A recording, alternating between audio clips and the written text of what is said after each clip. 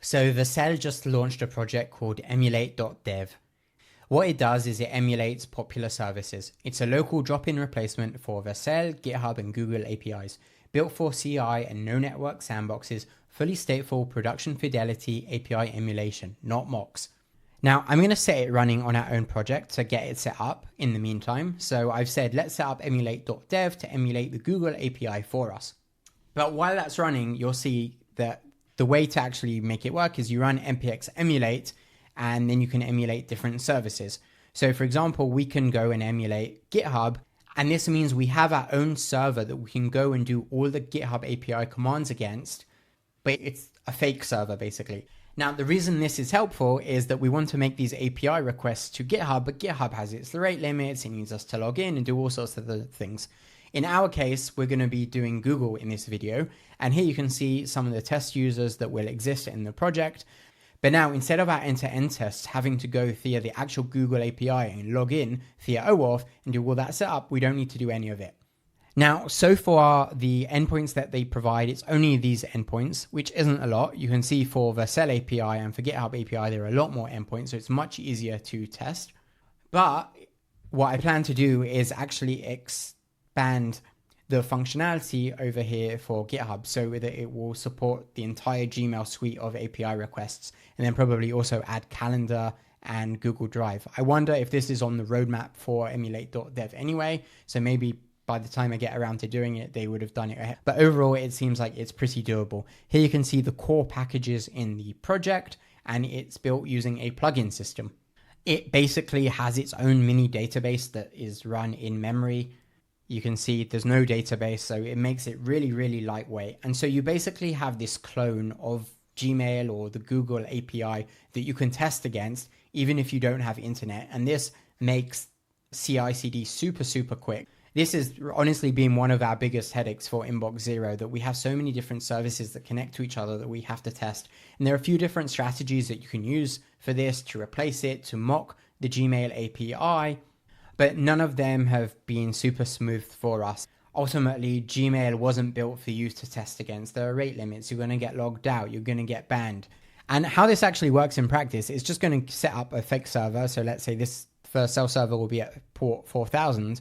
And so every request that you make, instead of going to vercel.com/API, it will go to localhost 4000/API. And the same with Google. Now you can see it's busy working away. I'm actually going to tell it that another message for once it's done. This is going to take a few minutes. I'm just going to let it run. I'll probably make a pull request to the Inbox Zero repo soon that actually has the results of this. Here you can see it's done a whole bunch of web search for it. I'm curious to see how far it goes. I wonder if it tries to create the plugins itself to fully emulate everything for us. But even if it can mock the login as a first step, that will be nice just to see it work as a proof of concept.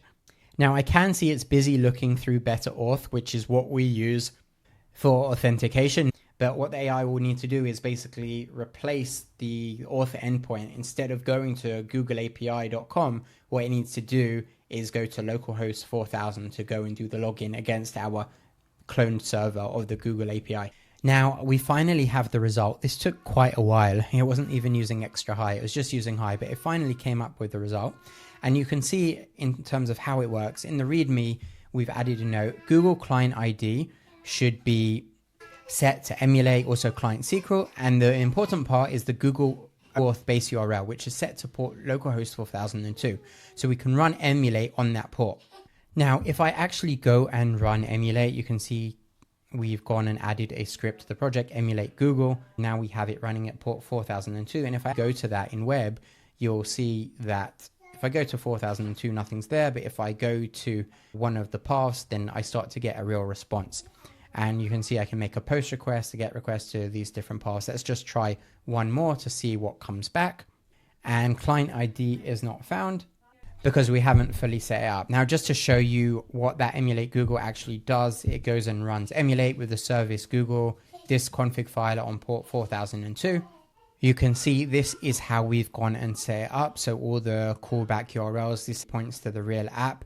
So when we're doing the login using emulate, it should all work. And you can see we've even got a user developer at example.com. Now, the most relevant part is you can see instead of us going to a specific Google APIs URL, now we're going to go to a different URL, which could be based on the environment variables that we have set. So now everything is being routed through to our new server. And in our app, we actually connect to Google in a few different ways. We've got Google Calendar, Google Drive, adding additional Google accounts later. But within Better Auth, that's the main login of the app, you can see that we've gone and created a new generic OAuth. It's basically Google, but it's not using the regular Google API. It's using a fake one that we've set up for ourselves. Now for the moment of truth, let's go and actually run it. So we had one small error, which I've gone and fixed over here. I'm running it in the terminal and you can see the site. We're going to log in, sign in with Google. Let's see what happens. Usually this takes us to Google, but now it takes us to an emulated sign into Google login screen. This is amazing. You can see it's taken us to localhost 4002. And by the way, this is the real site, getinbox0.com. Let me show you what happens. Can you see it takes you to an actual Google login, accounts.google.com. Now we're not going there. We're going here instead. Sign into Google. Let's choose developerexample.com and it works first time. This is amazing. And if I go to the settings page after the onboarding, you can see I'm actually logged in. The app is working as expected. Now the Gmail API hasn't been fully mocked out. So when I go to the assistant page, which actually starts to rely on the Gmail API to send back real messages, you can see our app thinks something is wrong. We need to reconnect. We don't have permissions. And that's sort of accurate. So the next step for us would now be to go and mock the entire Gmail API and maybe make a pull request to Emulate.dev to add the full API so our app works fully against this mock Gmail or Google client.